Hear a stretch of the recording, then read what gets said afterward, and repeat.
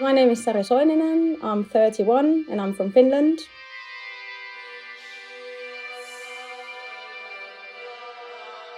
Transcendent Country of the Mind is exploring my encounters with alternative dimensions of reality and perceptions of otherworldly signs around us. So it sort of like tells the story of a world that lives in the back of our minds.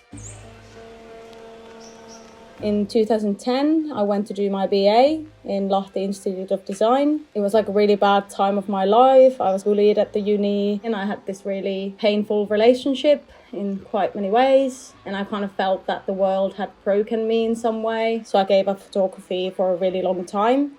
And then just about 6-7 years ago, I had this LSD psychosis that made me find photography again. I experimented with LSD in really unhealthy amounts and ended up having this extended psychotic episode that lasted about 4 months. During the psychosis, there was this thought that the life was an image, and by taking images, I could make things happen.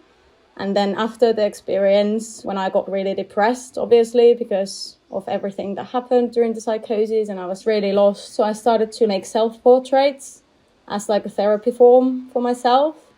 And then it became a really valuable way of like dealing with what I was going through. I got like some issues or traumas or whatever. And then I kind of like project these traumas and issues to the images. So I think that's how the healing happens.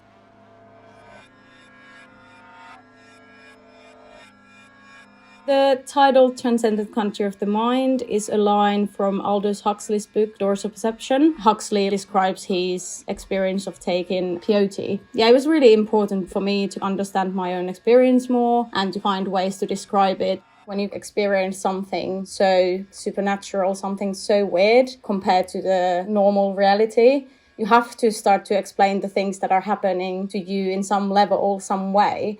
And I guess Christianity and like Finnish paganism was the closest thing for me to go to. I have never really been religious myself, but in the psychosis it played like a really big part. God was talking to me, and that was actually the first thing why I started to take more LSD. It was because this God started to talk to me, to take more LSD, to get connected to this real reality. Because of the whole experience, I see the world in like really different way. Just like paying attention to really banal and small things around you. And you can see like the beauty in them and get the excitement. Because during the psychosis, every smallest thing had like a meaning. So it kind of like left this thing in me that I can look at the world in a little bit a different way. When you go through something so profoundly different to this reality that we live in, what is this real reality then? I mean, I'm a skeptic. I call myself a skeptic because I don't think we can say what's true and what's not, like never.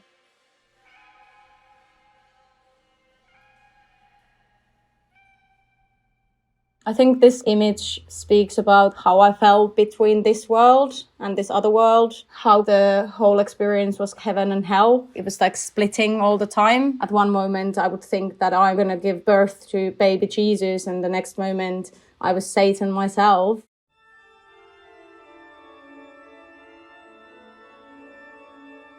When I photographed other people for this project, they're more like objects and not people. And I also think that the faceless men in the work are talking about this God that was talking to me, because that God didn't have a face. It was more like an inner voice. It was more like this intuition level of thing, of God telling me to do things.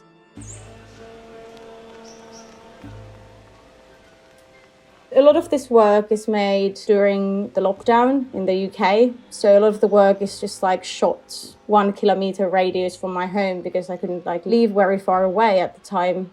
I just saw these things, for example, this chair, and it just like spoke to me about this twisted experience. I feel that's what the whole work for me is about. It's mostly just like me walking around, and then the issues that I have in my mind start to speak to me in my environment. I think the lockdown was like a really good thing in a way as well, because I was so much alone. So it was just like my perception. I couldn't even get anyone else's perception in any way.